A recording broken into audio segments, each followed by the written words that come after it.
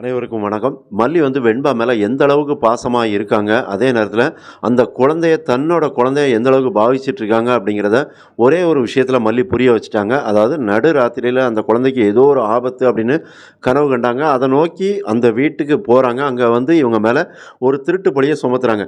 நல்ல வேளையா விஜய் போனாங்க. அங்க போனதுனால நீங்க மல்லி மேல எத வேணாலும் சொல்லுங்க.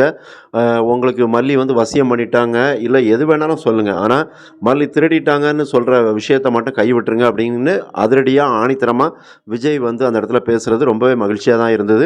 அதே நேரத்தில இப்ப அந்த பணம் எங்க இருந்தது? எப்படி அந்த பணம் இனி அந்த வீட்ல இருக்கும்? இல்ல யாரு திருடுனது? அப்படிங்கிறத பத்தி இதில பார்க்கலாம். அதாவது என்ன அப்படின்னா, இந்த ரூ. 50,00,000 பணத்த எடுத்தது ரேணுகா அப்படிங்கிறது நம்ம எல்லாருக்குமே தெரியும்.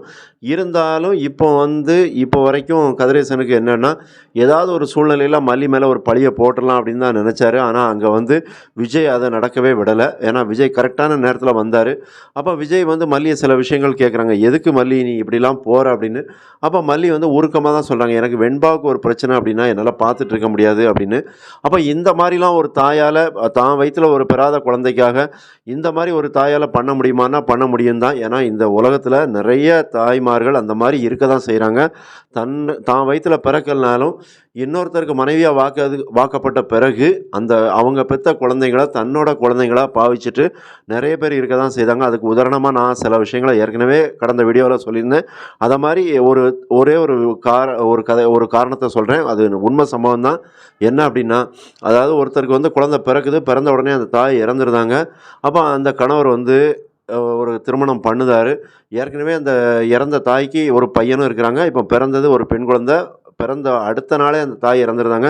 அதன் பிறகு அந்த கணவர் மறுமணம் பண்ணுதாரு. அந்த மறுமணம் பண்ணவருக்கு 2 குழந்தைங்க பிறக்குது. ஒரு ஆண், ஒரு பெண்ணு. ஆக மொத்தம் 4 குழந்தைங்கள அந்த 2வது திருமணம் பண்ண பெண் வளர்த்தாங்க. நல்லபடியா தான் வளர்க்காங்க. தன்னோட குழந்தைங்க மாரியே வளர்த்து திருமணமும் பண்ணி குடுத்துருக்காங்க. அந்த மாரியான தாய்மார்கள்லாம் இந்த உலகத்துல இருக்காங்க.